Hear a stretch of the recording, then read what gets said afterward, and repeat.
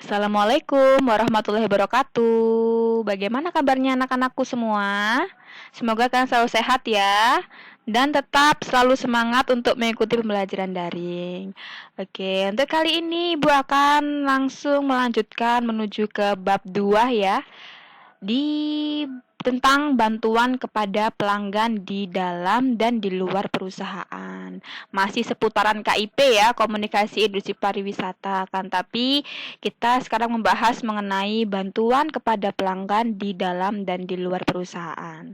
Oke, lanjut next. Oke, usaha pariwisata merupakan salah satu usaha yang bergerak dalam bidang jasa. Pekerjaan jasa pada dasarnya adalah customer service atau pelayanan konsumen. Di dunia pariwisata, melayani pelanggan dilakukan secara langsung maupun tidak langsung. Dalam melayani pelanggan, yang utama dibutuhkan adalah ketulusan hati dalam melakukannya. Ketidaktulusan akan tercermin pada wajah dan mimik orang yang melayani pelanggan tersebut, dan itu buruk bagi bisnis pelayanan konsumen. Kepuasan konsumen menjadi hal paling fundamental dalam bisnis ini. Itu ya, jadi customer service excellence itu menjadi spirit utama pada usaha bidang jasa pariwisata, baik apapun itu, apalagi di perhotelan atau industri perhotelan. Oke, untuk tujuan pembelajaran kali ini yaitu menyebutkan pengertian pelanggan, menyebutkan pengelompokan pelanggan, mengetahui kebutuhan dan harapan pelanggan, dan menganalisis tipe dan karakteristik pelanggan. Oke, lanjut. Nah, ini peta konsepnya ya. Nah, ini pengertian pelanggan, kelompok pelanggan, kebutuhan dan harapan pelanggan, dan tipe dan karakteristik pelanggan. Oke, coba kamu perhatikan gambar-gambar di bawah ini. Ini contoh pelayanan ya. Nah, ini seorang pramugari, ini kemudian seorang tiketing, begitu ya. Oke, lanjut kita ke poin A tentang pengertian pelanggan.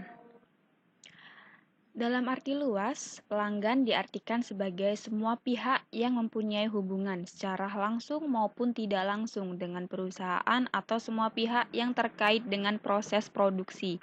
Dalam arti sempit, pelanggan dapat diartikan konsumen, yaitu pembeli ataupun pengguna jasa yang melakukan kegiatan pembelian atau penggunaan jasa secara berulang-ulang dikarenakan kepuasan yang diterimanya dari penjual ataupun penyedia jasa. Pelanggan terdiri dari dua macam, ada pelanggan internal dan pelanggan eksternal, atau kalau internal disebut dengan internal customer dan eksternal disebut dengan external customer. Kalau internal customer yaitu berasal dari dalam perusahaan yang menggunakan produk dan menjadi pelanggan dari produk yang dihasilkan oleh perusahaan itu. Sedangkan pelanggan eksternal yaitu berasal dari luar perusahaan yang membeli dan menggunakan barang atau jasa yang dihasilkan oleh suatu perusahaan tertentu. Itu untuk pengertian pelanggan. Sekarang kita ke kebutuhan pelanggan. Kebutuhan adalah keinginan yang timbul atas dorongan biologis, fisiologis, dan sosiologis pada diri seseorang untuk memenuhi segala keperluan hidupnya. Abraham Maslow mengemukakan hierarki kebutuhan manusia sebagai berikut. Nah, ini ya. Jadi ada beberapa macam kebutuhan kebutuhan manusia menurut Abraham Maslow. Ada kebutuhan fisiologis, ada kebutuhan keamanan, ada kebutuhan sosial, ada kebutuhan penghargaan diri, ada kebutuhan aktualisasi diri. Oke, ini ya. Bisa kalian baca lebih lanjutnya mengenai kebutuhan manusia. Nah, ini untuk harapan pelanggan secara umum adalah untuk memperoleh kepuasan dari layanan yang mereka dapatkan. Pengertian kepuasan yang dimaksud adalah kepuasan pelanggan, yaitu tanggapan emosional pelanggan terhadap pelanggan mengkonsumsi suatu produk dan jasa. Kepuasan pelanggan adalah respon pelanggan terhadap ketidaksesuaian yang dirasakan antara harapan dan kebutuhan dengan produk yang dirasakan setelah mereka menggunakannya.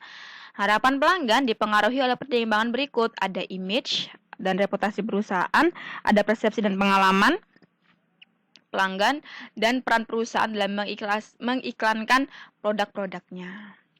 Dengan memperhatikan kepuasan pelanggan akan memperoleh manfaat, antara lain dapat mendorong terciptanya loyalitas pelanggan, hubungan antara perusahaan dan para pelanggan menjadi harmonis, mendorong setiap anggota organisasi untuk bekerja dengan tujuan serta kebanggaan yang lebih baik, memungkinkan terciptanya rekomendasi dari mulut ke mulut yang menguntungkan bagi perusahaan.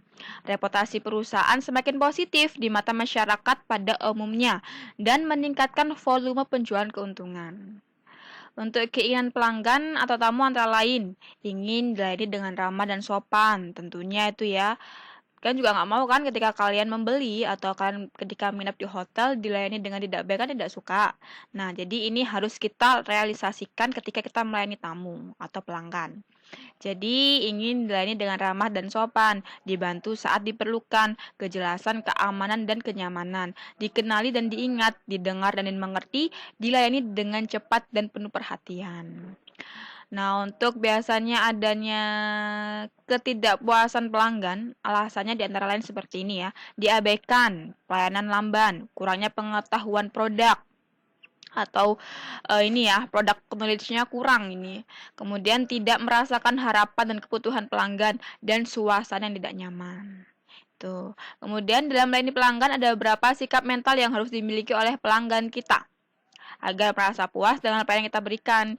Jadi beberapa sikap tersebut antara lain, kita harus melayani dengan senyum, melayani pelanggan dengan senyuman, menghargai orang lain, memahami perasaan orang lain, dan bereaksi dengan cepat.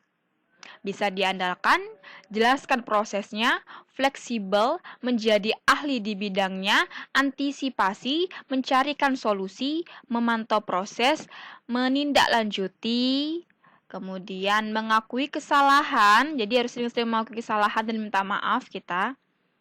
Kalaupun kita nggak salah, kita tetap harus merendah ya, tidak boleh kita mengajak debat atau argumen. Tetap kita harus berusaha untuk minta maaf gitu ya. Menjaga hubungan baik dan dijadikan moto. Melayani pelanggan dengan baik harus jadikan pedoman dalam kehidupan sehari-hari kita. Itu ya untuk poin B. Kita ke poin C tentang tipe dan karakteristik pelanggan. Ada pelanggan ini biasanya tipenya dia pesimis. Ini memiliki ciri-ciri sebagai berikut. Nih. Kemudian ada egosentris seperti ini ciri-cirinya pelanggannya ya. Kemudian ada juga pelanggan yang pemalu. Nah, seperti ini. Ada juga pelanggan yang lamban. Nih, ada juga pelanggan yang antusias. Ada pelanggan yang pendendam. Tuh. Nah, itu ya merupakan pembahasan dari bab 2 mengenai melayani ya bantuan kepada pelanggan di dalam dan di luar perusahaan. Tuh. Untuk lebih lanjutnya bisa kalian pelajari ulang dengan membaca ulang di PDF yang udah diberikan. Selebihnya kalau ada yang kurang jelas bisa tanyakan ke Ibu. Nah, untuk intisarinya yaitu suatu nilai lebih dari suatu bisnis adalah kepuasan pelanggan, di mana pelanggan dapat diartikan secara luas, tidak sebatas pada pembeli. Bantuan yang dibutuhkan para pelanggan adalah pelayanan mulai dari layanan informasi sampai pada layanan purna jual. Layanan dan dukungan kepada pelanggan memberikan keuntungan pertama yang terbesar, yaitu kepercayaan pelanggan. Mereka menilai mutu produk dengan apa yang mereka lihat dan pahami. Banyak perusahaan menghasilkan produk yang baik jatuh karena mutu dan pelayanan. Itu ya, jadi intisari dari bab 3. Bantuan kepada pelanggan. Dan ini glosariumnya tetap kalian pelajari ya. Apa itu kalau nggak mengerti ya, apa itu customer service, apa itu customer service excellent, apa itu customer, apa itu konsumen, apa itu layanan purna jual. Seperti itu untuk penjelasan dari bab 2 mengenai bantuan kepada pelanggan di dalam maupun di luar perusahaan. Selebihnya tetap dibaca dan dipahami lebih lanjut. Jangan lupa untuk mengerjakan tugas. Semangat selalu, jaga kesehatan. Wassalamualaikum warahmatullahi wabarakatuh.